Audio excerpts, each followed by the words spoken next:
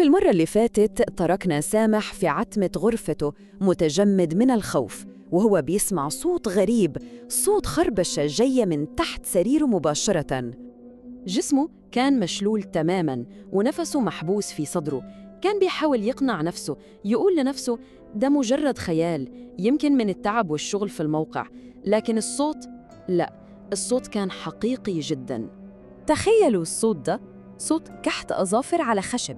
استمر لثواني بس كانت كأنها ظهر، وبعدين فجأة سكت وحل مكانه صمت تقيل ومخيف أكتر من الصوت نفسه. طبعاً سامح فضل صاحي طول الليل بس بيبص في الضلمة، ومع أول ضوء الصبح تشجع كده ووطه عشان يشوف تحت السرير. مفيش أي حاجة، مجرد أرضية خشبية فاضية. لكن لما قام شمها ريحة غريبة قوي، ريحة هوا سخن، كأن في شيء كان بيتنفس تحت السرير طول الليل.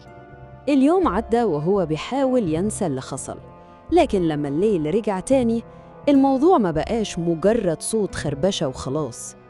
في الليلة التانية أنوار البيت بدأت ترعش.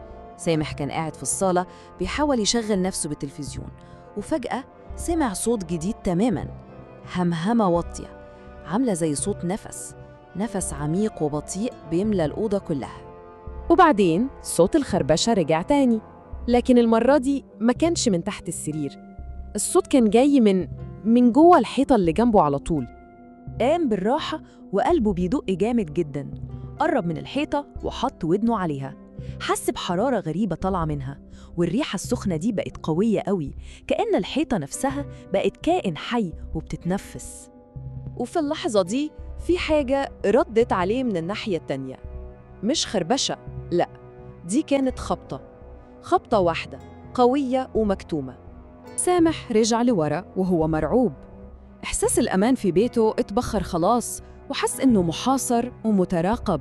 دخل الحمام عشان يرمي شوية مية باردة على وشه يمكن يفوق، ولما رفع راسه وبص في المراية، في الأول كل حاجة كانت طبيعية، مجرد انعكاس التعبان.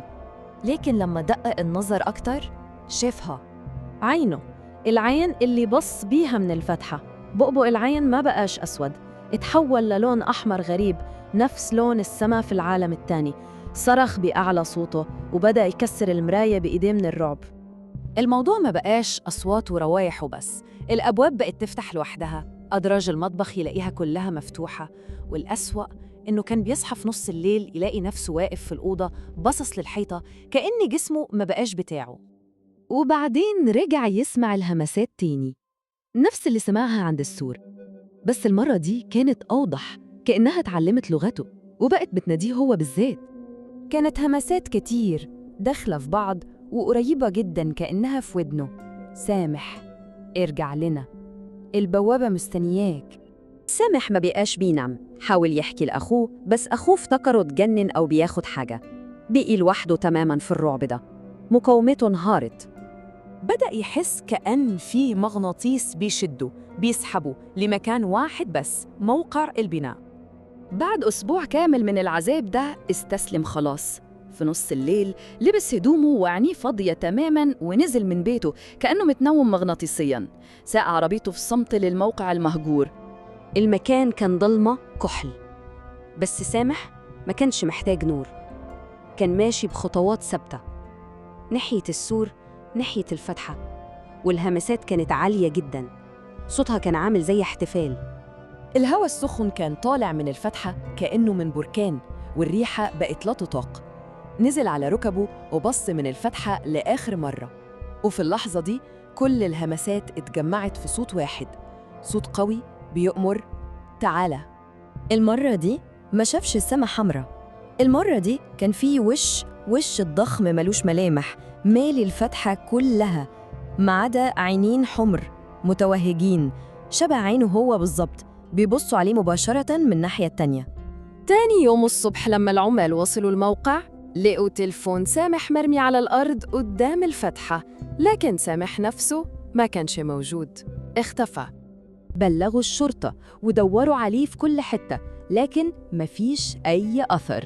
العمال قفلوا الفتحة دي بالأسمنت، لكن بيقولوا إنهم كل يوم الصبح بيلاقوا الأسمنت مشروخ من جوه، كأن في حاجة بتحاول تطلع، أو يمكن بتحاول ترجع الحاجة اللي بقت ملكها. وكل اللي فاضل من القصة دي هو إحساس بوجود نفس ساخن ومكتوم.